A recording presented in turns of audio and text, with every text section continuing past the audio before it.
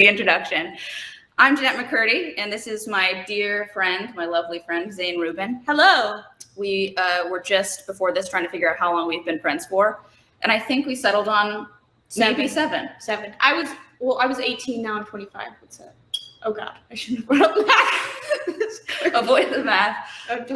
That's 7? Yeah, I think that's 7 years. That's 7, so I was right. I was right. We are here with Talk Shop Live.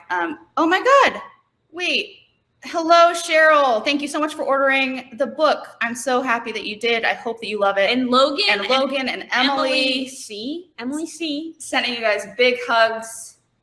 Gustavo. Wow, you guys are really on it. We haven't even done anything yet, but this is great. We've gotten a quarter through the intro. Nicholas, yeah. You guys are great. We're gonna have to do very little. Nicholas is one of my favorite names for a boy. I absolutely love it. Victoria.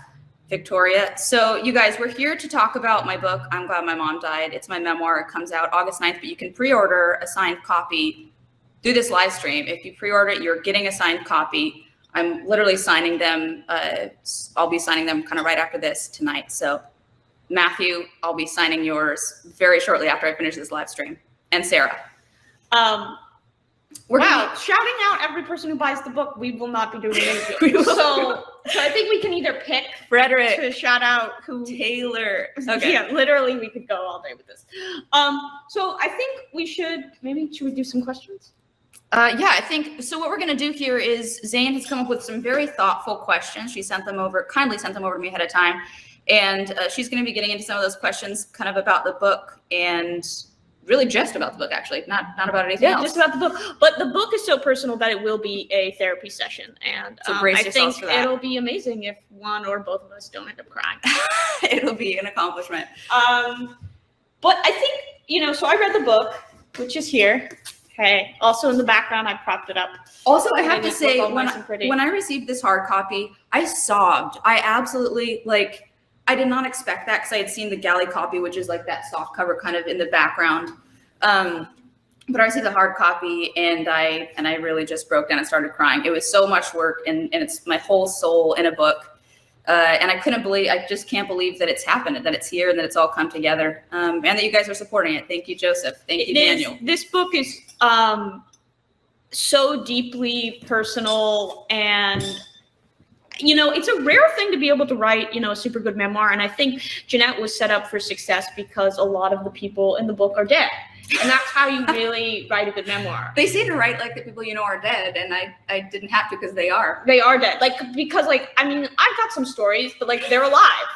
I can't, and they would disown me and it would be a whole thing. But sure. You don't have to worry about that. Yeah. Mom's dead. Grandpa's dead, right? Yeah. Grandpa's dead. Grandpa's dead. Although Grandma's on her way. Probably. You know what I mean? Right. Dad's not really a thing. So many people you don't have to worry about. There's no active relationship. No active relationship. So you get to write the most honest memoir possible. Oh, and you're no longer acting, so you could burn all those bridges down, which she does. She really burns those. So it's everything is, you're in a perfect place to write a memoir that's actually honest. And I think that's what I always want to read when I'm reading a book is I want to read stuff I want to hear it all. If I'm reading a memoir, I'm I don't want this person holding back. Yeah. I want to hear all the stories, and you definitely deliver. When I'm reading memoirs and you can feel the sort of skirting around what they actually mean. I feel like it's always obvious. I feel like it's all, I want them to just be this happened, this happened, and I feel blank, blank, blank. But instead, it sometimes can feel a little tiptoeing around. So did you decide to write the book because everybody was dead? Was that what you I guess I can do this now because I don't have to worry? Or what was the decision to air this all? Well, I will say my mom had to die in order to have a book called I'm Glad My Mom Died. For sure. But also I didn't the processing of her death happened sort of slowly and gradually. So I definitely had to be far enough out of it that I could write about it because I wasn't even able to piece together what my childhood had been, what my relationship with her had been until years after her death. I would say. Do you think you realized certain things while you were writing it? I think I had done a good amount of processing beforehand, but I definitely remembered little scenes from childhood, little blips, little fragments of memories, little things that people said. A lot of that came out unexpectedly, and because it's kind of chronological for most of it, except for like the beginning prologue, that definitely happened where I'd be like, oh, and then this happened before those two things, and then it was really fun. Well, so what made you decide that you wanted to write it basically in the perspective of you living it? So it starts, you're writing it when you're like, what, 5 years old? Did I copy mine? No, you're good. Okay. You're good. So it starts, I don't remember. It starts when I'm 6. 6. Yeah. Okay. So, but it's from the perspective of a 6-year-old, which is a really interesting creative choice. What do you think that inspired that? I think that humor that comes from naivete is like one of my favorite forms of humor. It just makes me laugh. It feels so genuine. There's no the delusion. Yeah, it's so funny.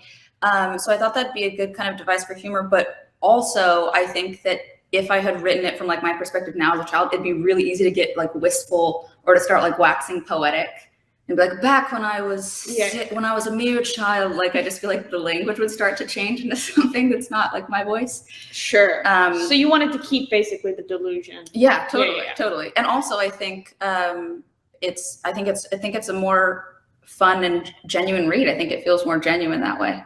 Going on the journey with you as you were experiencing. Totally. And surprisingly easy to like jump into those shoes of 6, 7, 8, 9, 10-year-old me. Like, you really get in there. I mean, did stuff come up that you didn't remember? Like, did you have like all that really in your head?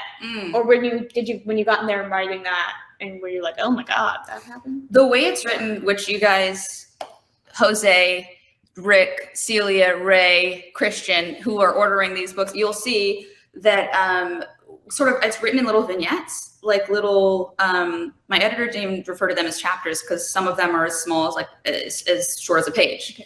But so I had an idea of kind of the vignettes that I wanted to include from the get-go, and then little other additional vignettes came up in each subsequent draft. I probably did like 10 to a dozen drafts of the book. So then naturally, I think just a bunch more stuff would kind of like spill out as I was writing it out. That makes sense. Were you afraid? I mean, most people are dead, which is good. Yeah. Because you can be honest. Was there anyone you mentioned that you were kind of afraid to read it, or for your family or anybody to read it? No, well, I really hope my brothers. I really, really hope my brothers read it. Sex chapters, I'm sure they will. Are you gonna mark those? Just see, like, don't read chapter 24 or whatever. No, you're okay with it? I'm okay with it. I'm okay with it. I felt uncomfortable. It's like, I know her. Oh God. No, I think that's very contemporary. I hope you should be proud. Thank you. I appreciate it. I hope that, especially my brother Scotty, I think, I hope that he reads it. My brother Dustin's seen my live show that has the same name. What did he think? He was very, very supportive and was, laughing and crying. We had like a teary like hug at the end of it together. It was really moving that he was there and supportive of it. I hope all my brothers read it. I'm sure they will. And I hope they have like some healing, I guess, would be the thing I mean, how much of this do you think that they actually know? Do they know all of it? I would say most of it. Yeah, most of it we've talked through because we had, after our mom died, like us talking to each other was really a great form of catharsis for all of it. Like we had to do that processing together because we didn't have, we didn't have anybody else to kind of go through it with. But was that the question? Did I just go on a tangent? I think I think tangents are great. That's what questions are for. Great. Was there a chapter that was the hardest? Oh, I remember what the question was. It was, am I worried about anybody reading it? Oh, yeah. And my thought is if somebody, I thought there might be a couple people who, when they found out. But let's face it, if she reads it, that'll just be a huge compliment. It's like, if she reads it and is like, fuck you, bitch, I think you can be like, oh, wow, I made it. I thought there were some people that might be like, oh, no, when they found out I was writing a memoir. And I think if your reaction to somebody writing a memoir is, oh, no, it probably indicates that maybe you were mistreated them a little bit. Not great. So that was my kind of... there were actually some people in it who you've told me about and I thought were portrayed nicely. Great. And in fact, even some of the people who were... like there were some boyfriend characters who maybe would be considered villains, but also had good sides. Yeah, for sure. The first boyfriend that you talk about in the book, I forget the name, but well, I think he's not great, but he does encourage you to like take a stand against your mother. I think it's true. I mean, I think there's good sides and bad sides to everybody, like, of course. So I definitely tried to show kind of some of that with. Do you think any of your exes will read it? I don't know. I tried not to think about that. As I was about it. Yeah. It's fine. They're not dead because they're not dead. I did. But you changed their names. I did change the names, so no one will. Just, but it's also, I know you know, really obvious. Please don't say it's really obvious. Okay, so no one specifically you were afraid to read it. That's good. Avion. What a beautiful name. Emily, again, Roger. You guys are awesome. Roger. Was there a cathartic chapter or a hard chapter that you got to and you were like this is bringing up too many feelings and I can't go on, or oh yeah, take that, mommy? Seeing this is like a reminder that I need to work on my posture. I'm hunched too. Very hunched. But then here's the thing about posture that's weird is like then if you suddenly have good posture, it seems really like this seems forced and terrible. This is awful. No. Who sits like this? Right? People with good posture. This seems more casual, but it's like I'll have a hunchback by the time I'm 40. I already have one. Yeah. No, I mean every chapter I think was cathartic in its own kind of way. But then I'd be crying, I'd be laughing. There were a lot of dynamic emotions for each one. But the one that was hardest and came out last was I don't want to like get into too many specific spoilers. We want to give them a taste. But I don't want to give them spoilers. No spoilers. I hate spoilers, so maybe I'm like more protective of. But I think they should know what they're in for, which is, I mean, I'm friends with Jennette. I knew who she was before we became friends.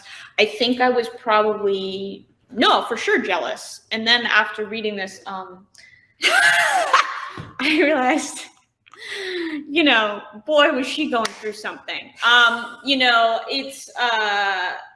It's seeing her in a completely new light and really letting you in on what it was like to be her growing up. And Guadalupe sides with me, says no spoilers. No spoilers. We're not going to. Do you guys want to vote on whether you want spoilers or not? I don't remember what was the question that you might have spoilers for.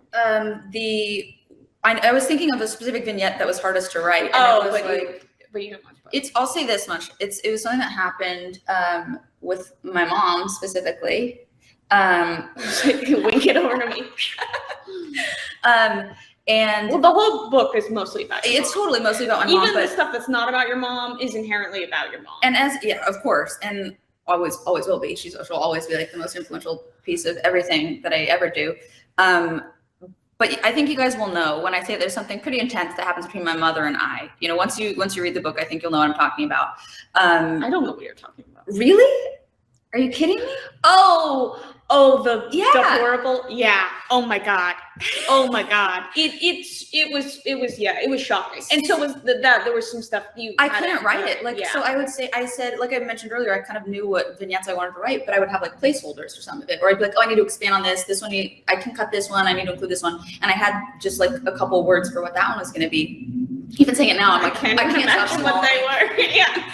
And I was like, I think I need to write that vignette. I think I need to write it. And I probably sent in 5 drafts before that piece actually came out. It was the last, there was like some proofreading that happened afterward, but it was really the last vignette that I wrote for the book.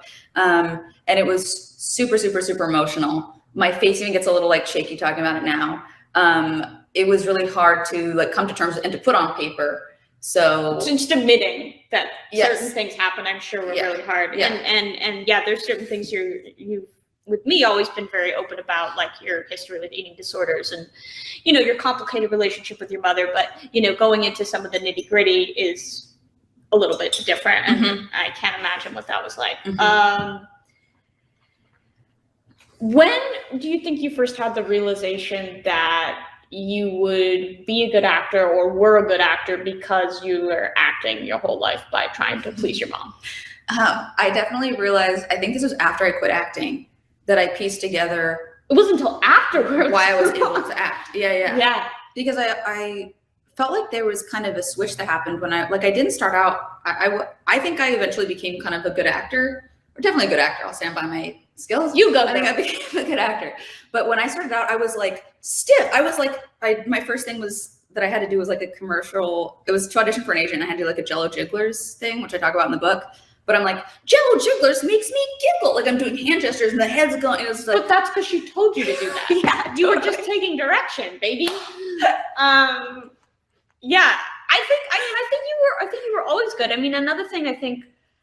Oh, I want to get to that one. I want to build up to that question. But no. But so I realized in retrospect, like after I quit acting, I was like, oh, I think that part of why I was able to really act well from like maybe I'd say 11 was kind of when I found out, like figured out how to kind of do it, was because I did realize, because as in adulthood I realized, oh, I was doing that in real life too. I was just performing for my mom. I was performing for the agent, for the thing. It was just, there was always some version of on, and in some ways this is a little creepy, but in some ways it almost felt like less acting in a scene than it did like around my own mom. That makes sense. You know so what I mean? did you get any joy from it then?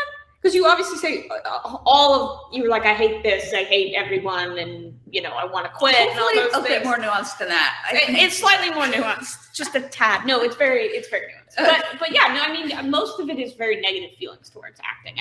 There's not much you saying that's positive, except you do talk about, at some point you're like, oh, okay, I'm kind of good at this, and that feels good to be good at something. Feels great to feel good at something. 100%. Yeah. But did you get anything else from it?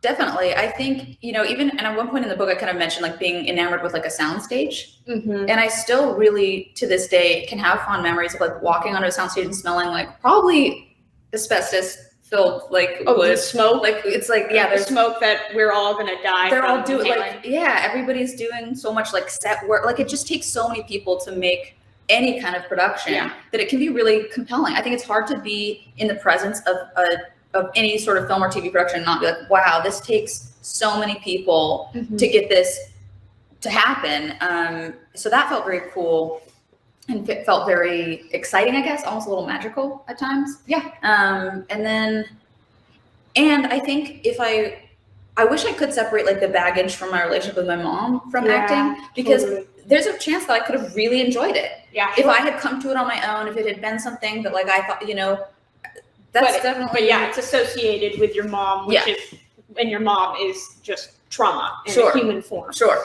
So there's like that baggage tied in that I hope to heal. Yeah. Like I don't want to have that tied into how it went. Like when I think of acting, I don't want to have that baggage associated. So I'm currently working on that in therapy. Do you think- Oh, Ruben, that's Zane's last name spelled differently. Will there be personalized signed copies available? Yes. Or wait. There are signed copies which you can order on Talk Shop Live. You're guaranteed a signed copy if you order through Talk Shop Live during this live stream, which is pretty cool. That something like this exists. It's amazing. I wish this would have existed when I was younger and wanted, because now I can copies. Your own book. Signed copies of like, I remember when Lena Dunham's book came out, and oh my god, I would have. Well, you can get one now because she gives a blurb, ladies and gentlemen, on the back of the book. You're gonna have to wait to see what it says. I couldn't believe. I really was so moved when Lena Dunham sent in a blurb. I was jumping up and down. That's so great. I was in a hotel in New York City when I found out that Lena Dunham was doing a blurb, and I couldn't breathe. It was so exciting. I'm just scrolling through you guys to see your The other thing questions. I wanted to ask was, so Sarah, I can't wait to meet you. I'm doing an event in New York City. I look so forward to meeting you. Mention that you were here. How many years did it take to write the book? Someone wants to know. Oh, it took a year and a half. Year and a half. I think that's really speedy. I think it's super speedy. Consistent, definitely consistent. So in the book we find out your mom plagued you with some really horrible habits, including many eating disorders and being a really intense people pleaser. But do you think that there was anything good you got from her, either nurture or nature wise? Was there anything she instilled in you that you're happy that you have, or is it just like that woman, literally nothing good? No, of course. Kind of ties into what we were talking about earlier, but I definitely think everyone has like good and bad sides, and I think even when I think back to like past relationships, I try to find the value in like, okay, that first relationship was really complicated and there was a lot of bad, but also it did kind of encourage me to step away from my mom, which was valuable. Yeah. I think my mom instilled in me like a work ethic that I can't unknow. Yeah. And I think I would be pretty lazy. Like I wouldn't have been probably writing on the book every single day and like doing, I mean, literally up until the last second when the deadline was like, I asked for an extension for the last deadline because I was like, I need to like change a couple more things. Like that's my mom's voice. That's not me. I would have been like, I would have sent it after first draft, probably good enough. Yeah. It's because of her that I think I have a strong work ethic, and I also think she was like very. She had the ability to be really warm toward people. Like she could be really kind of. Yeah. No, I can feel even in the book, even all of the horrible things that you say about her. You almost know that she had to be charming, otherwise you would have been in a foster home. Yes. Very quickly if she wasn't the pants off anyone. Yeah. Yeah, exactly. So you're kind of like, oh, this woman must have really known how to pull those strings if Jennette wasn't in foster care. Although our neighbor Bud did call social services, or at least threatened to call social services. And who was the one who probably got them to not take you away? Mom did that. It was Mom, or it was the box of C's candies that she gave to Bud too. Look, she knows what he likes. So at one point in the book, I can say this? Yeah. Wait, actually, you highlighted it, but now you've said spoilers, and now I'm like, Oh, maybe just touch on the tone of the thing. Okay, so there's some stuff in the book that's like deeply traumatizing that has to do with your mom's cancer and how ill she is, and then the backdrop of it is this like extreme fame, and fame for this like very bubblegummy teen person. Yeah. And so there's like, it's like a spandex teen hair piece thing, and then also mixed with like death and like a cap. I don't know why hair is so important in this, and then like a cap over a bald head, and Mom's still obsessed with your fame, even though you're not into it at this point in your life, and you're famous for this like very bright and colorful thing. And the way that sickness and darkness mixes with the fame and the bubblegum, it seems really inherently ironic to me. And I just wonder, I guess it's kind of like a two-part question. One, I wonder if like that's something that really, I don't think I've been in the frame this whole time. I wonder if that's something that like shaped your sense of humor, those kinds of moments, or were you always funny? Because like you talk a lot about realizing that you were a good crier and that you could like cry on command in the book. But like as somebody who knew who you were, and who before I knew you, and who now knows you, on both of those occasions, knowing you from afar, knowing you personally, I see you as being very funny. So I just wonder if like, when did you realize you were funny? Was it like before being on a sitcom, or was it weirdly after being on a sitcom when you had these experiences? I swear to God, I didn't realize I was funny until my mom got cancer. What happened was my mom got cancer, and I think I got to a point where she had cancer for the first time I was 2, but then when I was 18 is when it recurred, and when it was very So she was terminal. Fine from 2 to 18? Fine in air quotes, because it was like constant hospital visits and constant like the feeling was like, oh God, Mom could go at any minute, was the feeling. But she wasn't actively ill. But she was not actively ill. She was in remission from when I was age 4. That's a long time. It was, the doctors said it was like miraculous, and they didn't have, it defied their medical understanding was the phrase that Mom that she was revisited. Like basically cured, right? Essentially. But then it was like, when it came back, were they surprised? Because that's a kind of a long time. Usually they knew it was coming back. They said it will come back at some point, but we can't believe that it's been this long. Yeah. Mm-hmm. Got it. But so when I was 18 was when my mom got cancer for the second time, and it was terminal. And that was when I really, really started thinking, like, I started thinking of the world differently. Like, it's impossible, I think, for something like that to happen and to not be entirely changed, like forever changed. But I just got to such a place. Can you say, I was going to say the F word. Have I not already said it? But I got to a place where I was like, fuck it, with everything in my life. I was like, there were so many difficult situations happening at once, between the the experience of fame and being on that show and my mom's illness and slew of other events that you'll read about in the book. But that was when I first started. I think the like fuck it mentality is what I think where my sense of humor started, if that makes sense. Like, because up to that point I've been such a people pleaser and such like you're not funny when you're a people pleaser. It's true. It's like, hi, like my voice. But you were on a sitcom and you were like funny doing your job on that show. Right. So was that just because like you would have come to your head? or do you think you were still like kind of funny, but you just didn't know you were? I think timing was always something that was kind of inherent to me, but I don't think I understood, like I took things very seriously. I was like, I would say an overly serious child. Mm-hmm. I can relate to that. Really? It's really serious. I'm still really serious. I would say funny over serious. I feel like, but it's like the same. But sure. It's like joke. I don't know. Yeah, for sure. I get that. But yeah, no, that makes sense. Yeah. Okay.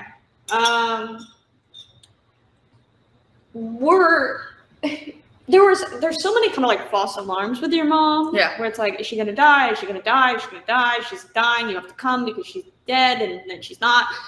Was there any point where you were like, okay, can we just die already? Can I speed this up? Yeah.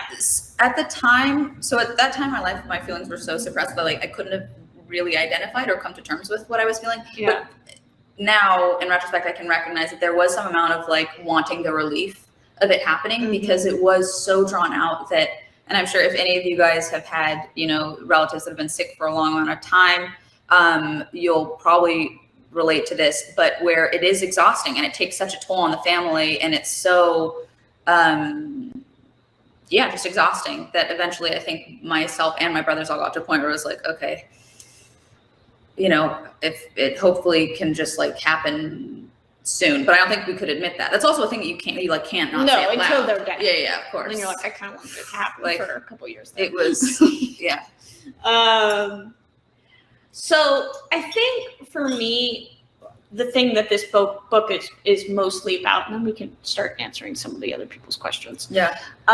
Is identity. And that's basically just like, it's about... Ashley, I'm sorry, it says I understand, and I'm so grateful that you do. I think that's such a specific thing that we were just talking about. So if you guys relate at all, like, oh my God, that feels, my heart goes out to you. Thank you, Ashley. Yeah, I find that it's really about identity in this very long journey of not knowing who you are because you're living basically for someone else, mm-hmm. which is your mother, mm-hmm. and she's dressing you and washing you and mm-hmm. and creating you, and talking to you, and so I've seen your one-woman show, I've talked to you, I've read the book. What do you think the journey was in realizing your feelings towards her? Like, were they always there and you suppressed them? Or did you really not realize how you felt about her until she was dead? I love this question. And I think, so my mom didn't really like support I liked writing from an mm-hmm. early age. She didn't entirely support it, but when it was like poems for her, for her birthdays or for holidays. Yeah, you talked about that. She was very supportive and, loved getting her little poems. And now I remember maybe at like 11 feeling like I didn't know what to write her. Like before then it had been so easy. I could just write line after line. Or like, your hair is so beautiful and your smile and the way that you are. And it's like I had her on such a pedestal. And then I realized now, I think that's when the pedestal started to kind of like crack. 11 already. Yeah, I think so. But I think that it was too hard to face. So as a like coping mechanism, which I think so many of us do as kids, if we can't necessarily survive our environments, if we like face the truth of what's happening, we just like pretend and make these little live in our little delusions. And that's when I think the delusions really start, like just living in that protective bubble really started happening for me. And do you think you ever would have had a confrontation with her if she hadn't been dying?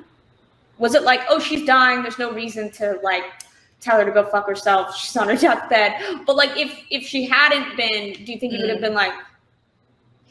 I think the timing of her death was so complicated because I was getting to that point in my personal life where I had felt like I had just about had it with the tension of our relationship. Yeah. I was getting very close to confronting her. Yeah. And then it's like, bam, your mom has cancer. Okay, well now I can't confront her. And I can't say anything. She has but then cancer. It goes on for another 3 years. 3 years. Yeah. 3 years. Of still feeling like you're at your wit's end. Yes. And still having her be dying. Yes. Do you think that there's any chance you could have found yourself if she hadn't died? She could have found herself? You could have. Oh, wait, that I could have what? That I like could have... still like become who you are. Oh, that I could have found myself if she hadn't died. No, that's the thing. I truly think that I'd still be like, we couldn't be friends. Like friendships weren't a thing that she wanted. Well, also because... I'm Jewish. Not yet. You're not Mormon. She didn't want it. I'm Mormon or gay, but not Jewish, probably. Or maybe that would be okay. No, I think maybe she would have made an exception. Is it weird that I feel like we maybe could have hit it off? I maybe could have got her over her anti-Semitism.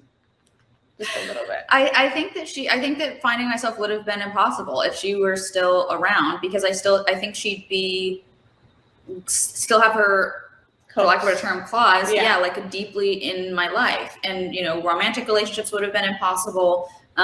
Living alone would have been impossible. She'd still be like here. Yeah. She'd still be constantly, weighing in on every single decision. And how do you make decisions?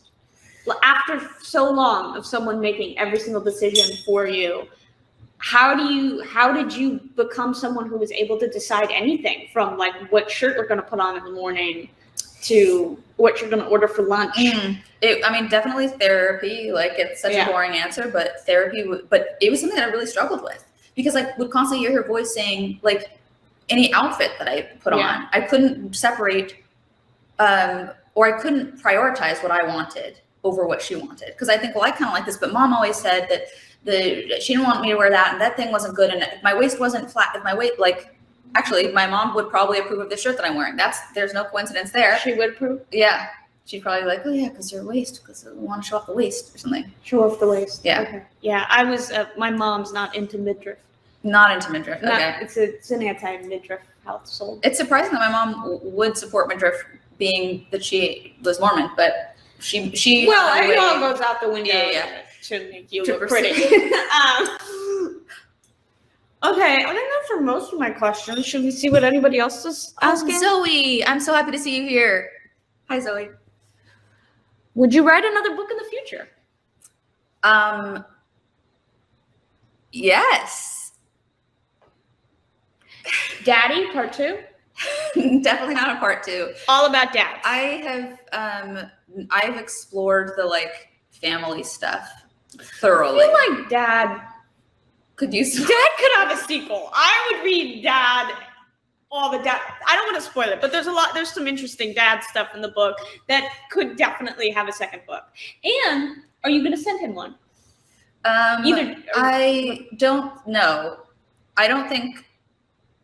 I think if somebody wants to read it, I'll let them. I don't want to like. Be like, hey, here you go. I have a feeling. Where does he go? Home Depot? No, he doesn't go there anymore. Where would he go? Because like I'm trying to think, he could stumble upon it. Has he ever been to a bookstore? He doesn't seem like. I don't know if my dad's a reader. I don't think he's much of a reader, to be honest. But yeah, like my brothers will all get it, I'm sure. You're gonna make them buy it though. No, I'll give it to them. No, if they want it, if they express they want it, which I feel like they will. Does your dad know it's coming out? Does he know it exists? Yeah, I'm sure. He follows me on Instagram. Okay, so you guys were in touch then. I'm sorry. Very close. I didn't know he was active on the gram. Okay, cool. So maybe Dad will read it. I would love to know what he would think. I'm gonna reserve comment on this one. Okay. It's a difficult one to answer for me. Yeah. Okay. Sorry. No.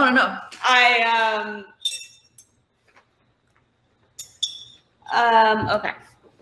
Yeah, do we go? Oh, should I show you this? This is just the comments, I believe. Oh, sure. Do you remember? Oh, this is a good one. Do you want to answer that one? Yeah, sure. You ready? I'm ready. Okay. Do you remember the first big decision you made and how you felt after having your life dictated for you for so long? Oh my God. April, that's a juicy one. That is good, April. The first big decision I made was these sort of came one after another. I get into both of these in the book, but actually, I'll just stick with one of them for the sake of simplicity, quitting acting. It was something that I had done for so long and that defined me. And quitting it was not an easy decision. I felt like in my gut, I knew I had to, but I'm sure you guys can relate to this, having that gut feeling and yet like trying to talk yourself out of it, that thing of like, oh, but I shouldn't. And of course my mom's voice was really informing that. And I worked through wanting to quit acting for like 6 months in therapy before actually talking to my agents on the phone and be like, hey, I'm not going to do this thing anymore. And it was a quick phone call. It was a quick phone call. Would you still make short films? Alia J. I actually am more interested in like longer form stuff at this point. So I would be interested in making some sort of a feature, maybe collaborating with some people. But I think I just feel like I'm not into like doing. Yeah, she's gonna make stuff longer. It'll be better. Everybody likes longer stuff. Yeah. Are you doing a bookstore? I'm doing a book tour. Details on that to come, and I'm only saying that because I don't know if I can say the specifics yet. I don't know if there's like. And your one woman show, are you bringing it back? The people want to know. Don't know. I don't think so. I feel because it's such a personal thing and it's so exhausting to do. You've seen it twice. It's a lot. It's a lot. But there's a chance of filming. But there's a chance of something happening in the future. Something happening. We're a place where you can see it. Yeah, potentially. Totally. We're not sure. Yeah. But if you didn't get to see it, you might get to see it. I'm gonna scroll and you tell me if anything. We're reading the questions right now.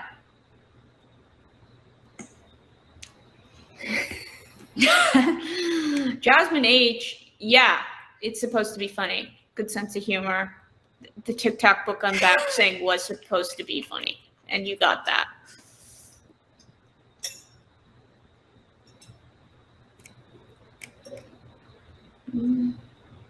What's your favorite color? My favorite color is currently purple. Really? I thought it was blue.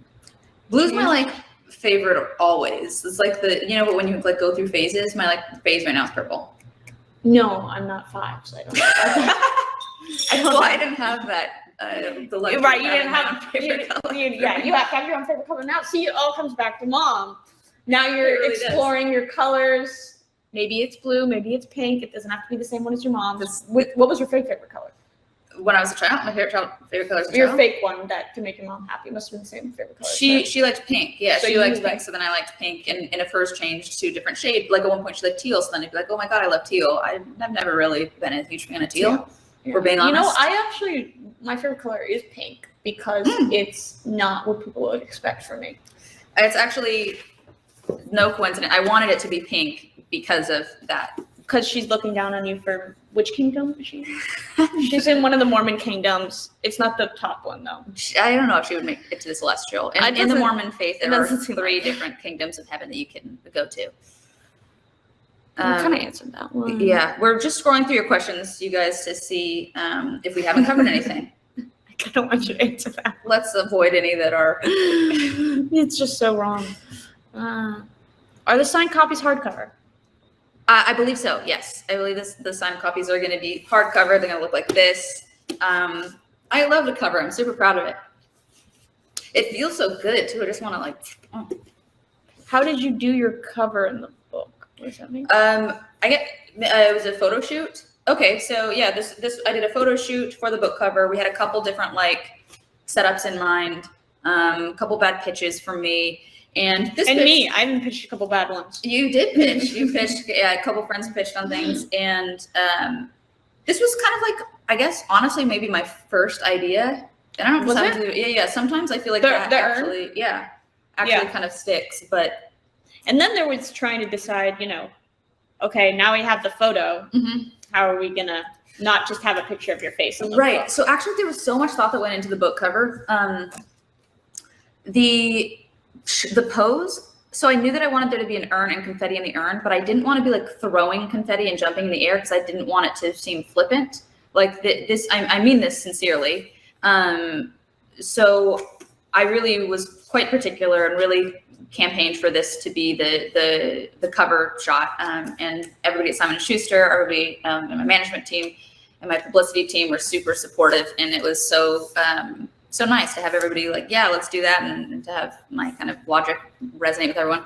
And then the cover, this whole, like the design was by Faye Orlove, who's who you put me in touch with. Yep. Who was amazing. Yeah, she's great. She's really just got such an eye. The second she sent me this cover, I was like, oh my God, that looks so good. It's so good, right? Do you dream about your mom sometimes when you're sleeping? Yes. Yeah, for sure. Any recent? No, I had a phase where, this is too graphic. I will tell you what it is. Post. Is it about having sex with your mom? Because I get those all the time. So you're not alone there. And they are disturbing. They are really upsetting. And I've had those plenty of times. So anybody who has, just write in the comments. I actually don't want to know. I had a 6-month phase where it's some very complicated. Similar. That's okay. You don't have to see. I have no filter when it comes to this stuff. So you've been in the business longer and know what not to say on Talk Shop Live, everybody. What's that question? It's kind of stuff we've already touched on. Oh, okay. We're trying not to repeat questions, but Jesus. This one's a big one, but I don't think we want to get into that. No, okay.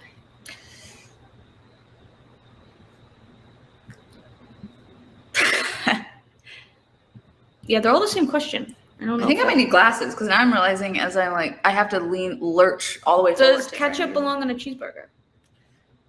I think, look, if we want to really get into the deep stuff. Yeah, I think we should go really deep. We should go into this.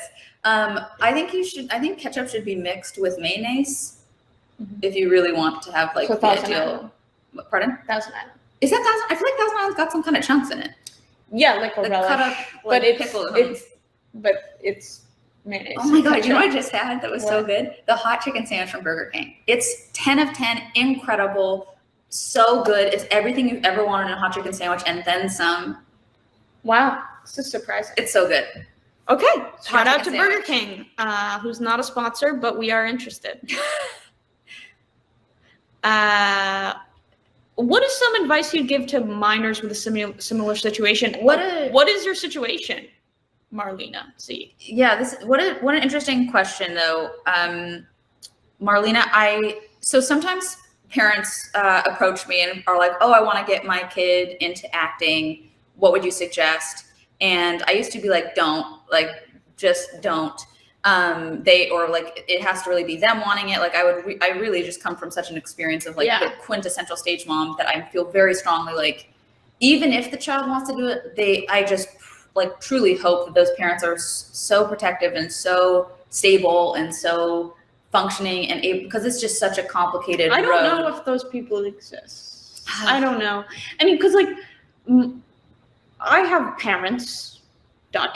leave it at that. They're people, they've got their things. And I wanted to be a child actor and they didn't have time for that shit. They were like, no. Because like, in order to be like, okay, like, of course I have 2 siblings. Sure, so it's like, in order for like you to be the main focus, especially when you have siblings, and for one of your parents to like, basically they can't work, right? Because they're going to be taking you auditions and stuff. It might be different now because there's more stuff online where you could submit yourself. It might be a lot easier actually to get into it. For sure. But doing like Zoom auditions and things. Yeah. But it was just like not like my mom tried and then like,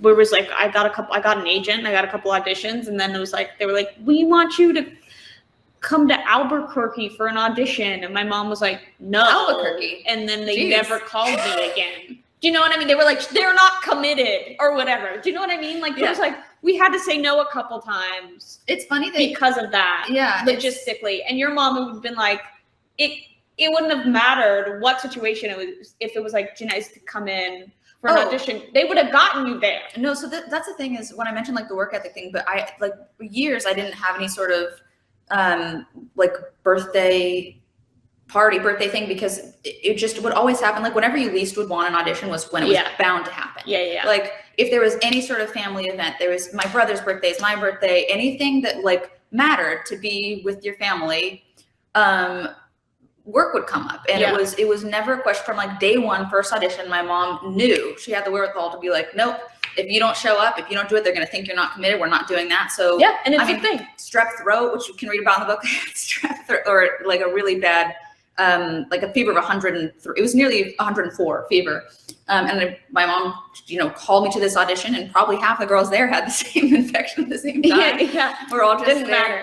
We're all just trying to book the role. I think that is one thing that's different now, in the post-COVID world, or in the COVID world. Everybody has it now. I think like it used to be like if you were sick, it was like suck it up. Like, do you know what I mean? That's like get in there, whatever it was. But now it's like, oh, you're sick. Please don't come to the office. Please don't come to your job. Like we don't want you here. I really appreciate that about how things have turned. That's one seems good to be a thing lot from more COVID. like general health kind of. Take care of yourself. Yeah. I think that's the only thing good we got from COVID. Thank you, COVID. Oh, Lee asks, did you buy your new couch? This is a new couch. I used to have a yellow couch that I got for $35 from Goodwill. Shout out to Goodwill. Ari and I sort of brought it back together. And you know what? But when you said it was uncomfortable, I don't think it's that bad. I mean, it's not great, but it's not bad. Yesterday. It's not bad. It's an interesting color though, right, guys? It's like an edamame shade. It's a nice color. And I think with some throw pillows can make something happen. We'll make it happen. We're gonna make it happen. Great. Should we talk about anything else? I don't know.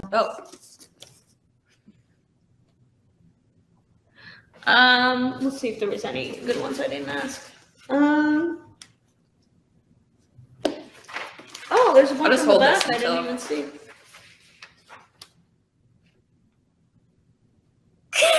I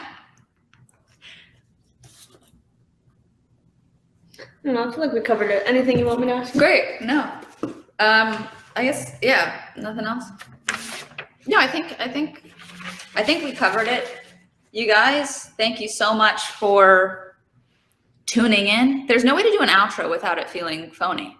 No.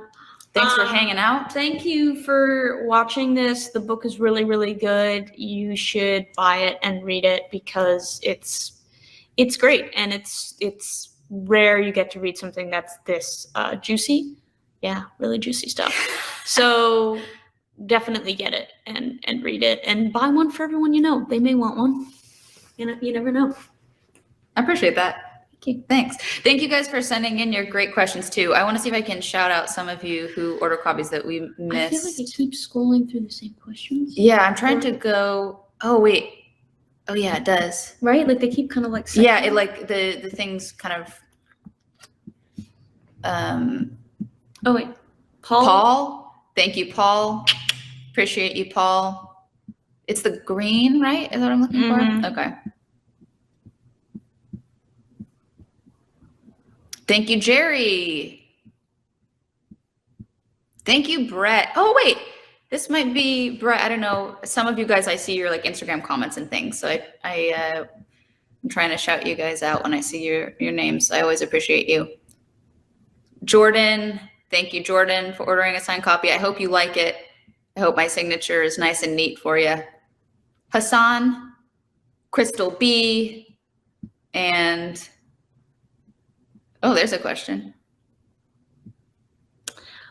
You want to answer that one? Sure. Melly asked, did you have to pull back on intense stuff or not at all? I'm going to say not at all. I didn't pull back on anything. And I was so grateful. I just have to say to everybody at Simon & Schuster, especially my editor, Sean Manning, for being so supportive. Never once was there a note of like, can we not say this? Or like something that was trying to change the voice in any way of it. So I really appreciate that.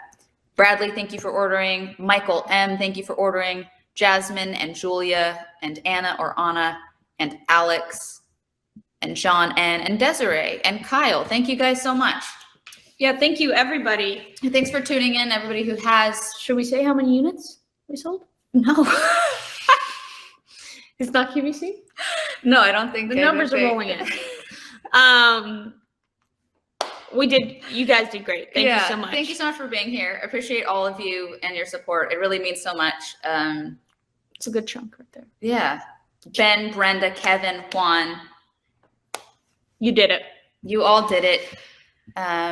Really, I don't know. I mean it sincerely. Like, you guys supporting this is very different. It feels very different than the support of the past, which was not this good. It was, I don't know, it's hard. Actually, can I talk about this I want to talk about this briefly. Yeah. Because I feel like so being on like a Nickelodeon show, a show it was so popular and so like glossy and fake, it didn't really feel like there was a personal connection with the people who supported the work. Like, it'd be a lot of walking down the street and people just being like, like shouting things. Right, because you weren't personally connected. Exactly. So it feels so different now when people approach me and it's like, it's from like listening to the podcast, or, you know, somebody just the other day was like, oh my God, I saw your show. Like, she saw it in person. And it's such a different connection there. I feel like there's this immediate, like heart to heart moment that I never got before. And it's just so much more rewarding and fulfilling, certainly for me. And I really hope for you guys as well. And I can't wait to meet you guys if you're at any of the in-person events. Wish I could see all your faces on this as well, because that'd be a nice, deeper kind of point of connection. But regardless, thank you for being here, and I'm happy to see your names and your questions. Me too. Should we? Bye, guys. Bye.